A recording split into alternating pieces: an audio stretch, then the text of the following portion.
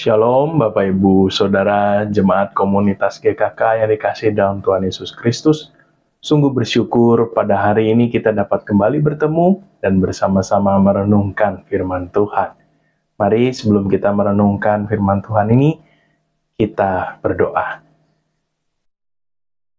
Ya Bapa, kami bersyukur karena Engkau sudah memimpin kami kembali memberikan anugerah bagi kami hari ini.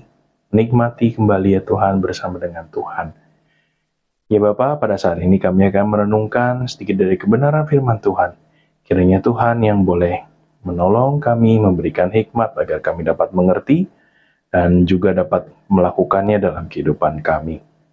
Berikanlah hamba-Mu hikmat dan kekuatan, urapilah dia, dan kiranya agar Engkau boleh berbicara melalui hamba-Mu ini ya Tuhan. Terima kasih ya Tuhan, dalam nama Tuhan Yesus kami serahkan perenungan kebenaran firman Tuhan ini. Amin. Nah Bapak Ibu Saudara, pada hari ini tema yang saya berikan ialah pengaruh lingkungan. Ayat perikop yang terambil pada hari ini ialah dari 1 Samuel 8 ayat 1 sampai 22. Namun saya akan membacakannya di ayat yang ke-7 hingga 8. 1 Samuel 8 ayat 7 sampai 8.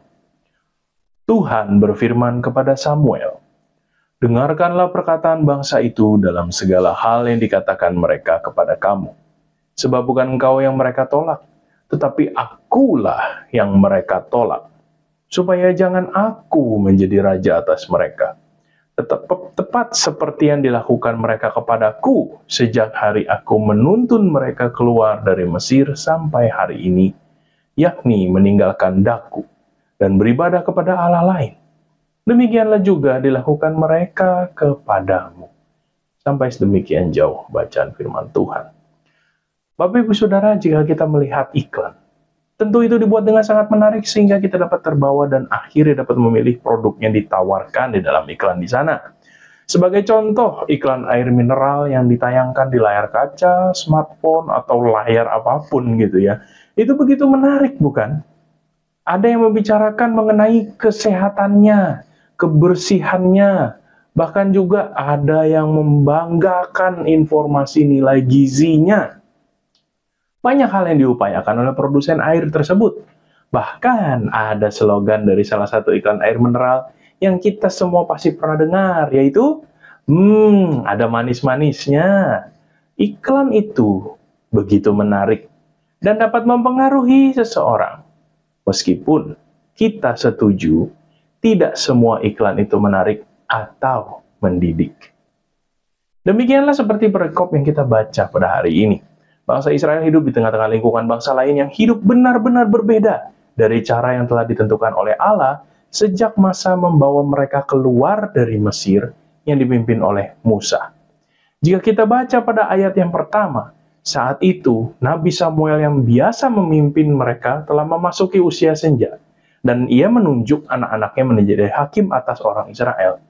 Namun sayang sekali, dituliskan di sana bahwa anak-anaknya itu tidak hidup benar seperti ayahnya. Sehingga para tua-tua bangsa Israel mendatangi Samuel dan meminta untuk mengangkat seorang raja untuk memimpin mereka seperti bangsa lain. Nah, Bapak Ibu Saudara, begitu lama bangsa Israel telah melihat bangsa lain itu memiliki seorang raja yang memerintah. Ibarat iklan yang ditayangkan terus-menerus di depan mereka. Akhirnya mereka menjadi terpengaruh dan merasa bahwa, memiliki seorang raja inilah untuk memerintah kehidupan mereka. Ini baru cara yang benar gitu ya. Padahal sejak awal mereka telah mengerti bahwa kehidupan mereka sendiri itu dipimpin oleh Sang Raja yang Maha Kuasa dan kekal. Mereka akhirnya menjadi terpengaruh dan karena mereka ingin raja seperti bangsa-bangsa lain, maka Tuhan pun memberikan syarat bagaimana seorang raja seperti syarat raja bangsa-bangsa lain. Jika kita melihat 1 Samuel 8 ayat yang 11-18, di sana dituliskan bahwa syarat-syarat yang diberikan adalah hak bagi raja dan tekanan bagi rakyatnya. Mereka bahkan menjadi budak bagi sang raja, di ayat 17 dituliskan. Akan tetapi, jika kita mengingat lagi ya, kitab Ulangan 17 ayat 16-20, justru di sana membahas pembatasan hak bagi raja. Raja itu tidak boleh terlalu kaya, tidak boleh banyak istri, dan raja itu harus tunduk kepada Taurat. Seorang raja dalam kehendak Tuhan adalah seorang gembala yang mengasihi bangsanya dan memimpin mereka seperti layaknya gembala yang membimbing domba-dombanya. Sungguh berbeda dari apa yang dinyatakan Tuhan melalui Samuel yang menyatakan cara raja-raja dari bangsa lain. Bangsa Israel mau ikut cara bangsa-bangsa lain. Bahkan mereka akhirnya mendapatkan Saul. Yang kita tahu pada akhirnya ia menindas kebenaran dan tidak berkenan kepada Allah.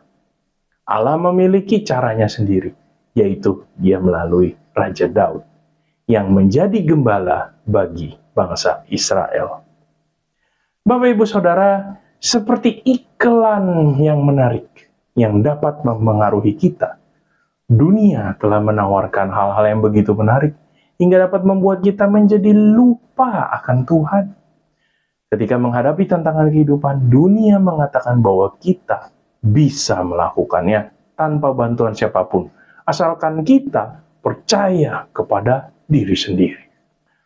Padahal nyatanya kita hanya bisa percaya kepada Tuhan saja dalam memimpin setiap keputusan yang kita ambil.